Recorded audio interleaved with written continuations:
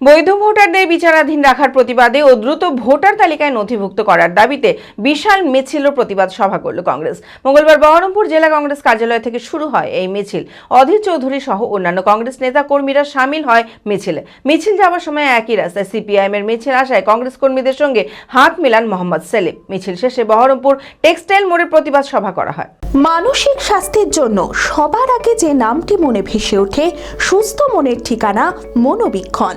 যোগাযোগ নাম্বার 7477799513।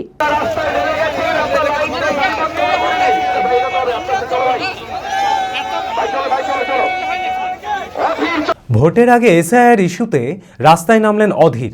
বৈধ ভোটারদের বিচারাধীন রাখার প্রতিবাদে ও দ্রুত ভোটার তালিকায় নথিভুক্ত করার দাবিতে বিশাল মিছিল ও প্রতিবাদ সভা করল কংগ্রেস। মঙ্গলবার বহরমপুর জেলা কংগ্রেস কার্যালয় থেকে শুরু হয় এই মিছিল। অধীর চৌধুরী সহ অন্যান্য কংগ্রেস নেতাকর্মীরা সামিল হয় মিছিলে। এদিন কংগ্রেস কর্মী সমর্থকদের উপস্থিতি ছিল চোখে পড়ার মতো। মিছিল যাবার সময় একই রাস্তায় সিপিআইএম এর মিছিল আসায় কংগ্রেস কর্মীদের সঙ্গে হাত মেলান মোহাম্মদ সেলিম। মিছিল শেষে বহরমপুর টেক্সটাইল মোড়ে প্রতিবাদ সভা করা হয়।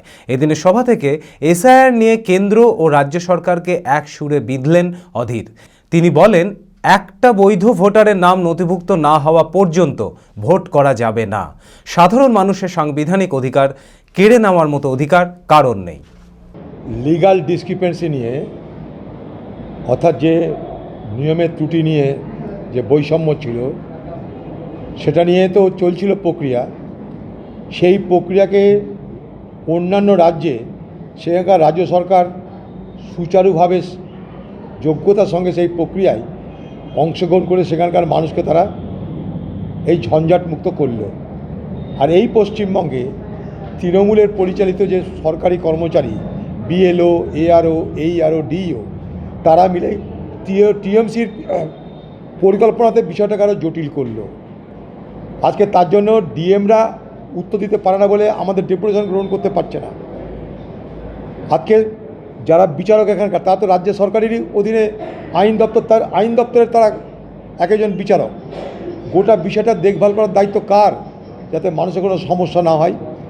এই যখন বিএলও, এআরও, এইআরও, ডিওরা দেখভাল করেছে, তখন সেটা রাজ্যের, আজও রাজ্যের। পশ্চিমবঙ্গ সরকার, তৃণমূল পার্টি নিজে চাইছে এই বিষয়টা জিয়ে থাক, এই ঝঞ্ঝাটা না মিটুক, কারণ এই ঝঞ্ঝাটা থাকলে তবেই এখানে নির্বাচন করবার সুবিধা হবে। আজকে সুপ্রিম কোর্টে তাই পশ্চিমবঙ্গ সরকারকে এটা মনে করুন এক ধরনের তিরস্কার খেতে হচ্ছে। এই মুখ্যমন্ত্রী মমতা ব্যানার্জি উকিল সাজার ঢপ দিয়ে তিনি বাঁচাচ্ছেন বাংলার মানুষকে, এই নাটক করতে গিয়ে আরও জটিল করে তুলল। যেটা আগে লিগাল ডিসক্রিপেন্সি ছিল, সেটা এখন হয়ে গেল আন্ডার অ্যাডজুডিকেশন, অর্থাৎ বিচারাধীন। অর্থাৎ যে কেসে 5 বছরের সাজা হতো, সেই কেসে লাইফ পার করে দিল মুখ্যমন্ত্রী মমতা ব্যানার্জি। চরক স্কয়ার হসপিটাল সুস্থতার একমাত্র ভরসা। জেলায় প্রথম একই ছাদের তলায় সমস্ত অত্যাধুনিক উন্নত মানের চিকিৎসা পরিষেবা, উন্নত মানের IPD, ICU, CCU, NICU, PICU, dialysis, 7টি modular OT, orthopaedic, paediatric, urology, gynaecology, 24 ঘন্টা অভিজ্ঞ চিকিৎসক। এছাড়াও জেলায় প্রথম ক্যাথল্যাব, সিমেন্স, আর্টিসান এক্স মেশিনের পরিষেবা থাকছে চরক স্কয়ার হসপিটালে। 24 ঘন্টা private blood bank, MRI, CT scan, digital X-ray, cath ল্যাবের পরিষেবা। ওপিডিতে বসছেন বিশিষ্ট চিকিৎসকেরা। রয়েছে স্বাস্থ্যসাথী কার্ডে চিকিৎসার সুব্যবস্থা।